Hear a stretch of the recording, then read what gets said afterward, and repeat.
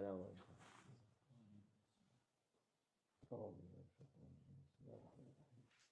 والصلاة والسلام على رسولنا محمد سيدنا محمد سادات أصحابه دستور ولا شاء الله فاز سيد محمد طريقتنا الصحبة والخير في الجميع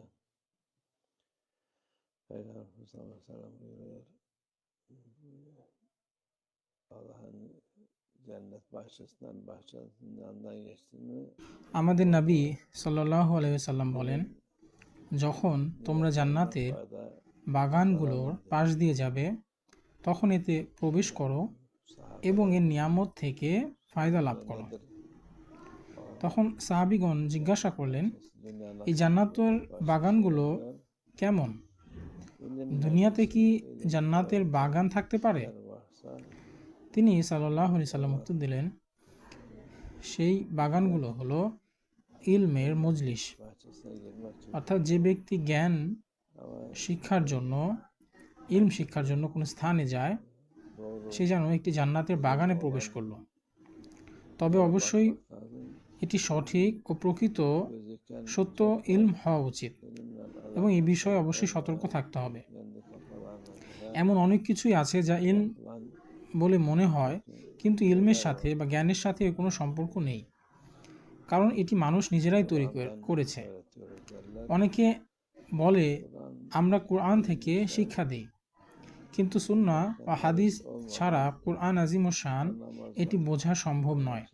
আমাদের নবী সাল্লাল্লাহু আলাইহি সাল্লাম এর হাদিস সমূহ কোরআনের ব্যাখ্যা করে, এগুলো কোরআনের বিধানগুলো আমাদেরকে স্পষ্ট করে এবং কোনটি হালাল ও হারাম এটিও স্পষ্ট করে দেয়। সুতরাং একজন মুমিনের জন্য সবচেয়ে গুরুত্বপূর্ণ বিষয়টি হলো আমাদের নবী সাল্লাল্লাহু আলাইহি সাল্লাম এর পথ অনুসরণ করা এবং তার সাল্লাল্লাহু আলাইহি সাল্লামের আদর্শের অনুকরণ করা এবং তার সুন্নাহ সমূহের সর্বোত্তম উপায়ে আমল করা।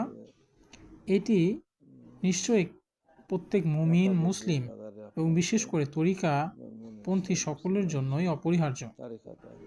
প্রত্যেকের উচিত তাদের নিজেদের সাধ্যমতো আমল করা, আর যে করতে পারছে না আল্লাহ আযজা ওয়া জাল্লা তাকে ক্ষমা করে দেন। যতক্ষণ পর্যন্ত ফরজ ছুটে না যায়, অর্থাৎ সুন্নাহ বা অন্যান্য নফল নামাজ বাদ দিলে আপনার গুনাহ হবে না বা এটার আযাব হবে না, কিন্তু যদি কেউ ফরজ নামাজ বা ফরজ আমল বাদ দেয় তবে তার জন্য সে আযাব ভোগ করবে এবং অবশ্যই তাকে এর জন্য কাজা আদায় করে নিতে হবে।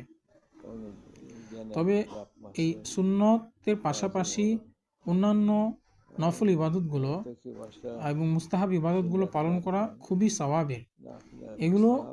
এই আমলগুলো হলো দুনিয়ার সেই জান্নাতের বাগান যা সম্পর্কে আমাদের নবী সাল্লাল্লাহু আলাইহি সাল্লাম বলেছেন যে এই বাগানের নিয়ামত সমূহ তোমরা উপভোগ করো, অর্থাৎ আপনি এর থেকে যত বেশি ফায়দা লাভ করবেন, যত শিখবেন এবং এই পথে অবিচল থাকবেন, তত আপনার রুহানি শক্তি, রুহানি আপনার নারিশমেন্ট আপনার তত বেশি হবে। এটি একজন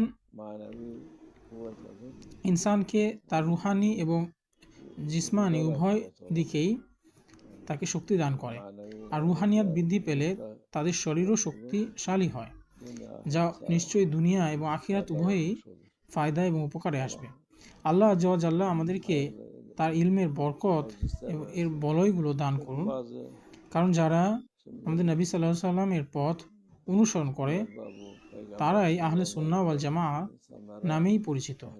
আর অন্য সকলে, অর্থাৎ যারা আমাদের নবী সাল্লাল্লাহু আলাইহি সাল্লামের পথে চলে না, তার পথকে স্বীকার করে না, তারা আহলে সুন্নাহ ওয়াল জামাআতের অংশ হিসেবে তারা গণ্য হবে না, যদিও তারা নিজেদেরকে তা বলেই দাবি করে, কিন্তু প্রকৃতপক্ষে তাদের সাথে কোনো সম্পর্ক নেই। একমাত্র সঠিক ও হক পথ হলো আমাদের নবী সাল্লাল্লাহু আলাইহি সাল্লামের পথ, আর এই পথ অনুসরণ করলে আমাদের নাজাত লাভ করা যায়। আল্লাহ আযজা ওয়া জাল্লা আমাদের সকলকে এই পথে অবিচল রাখুন ইনশাআল্লাহ।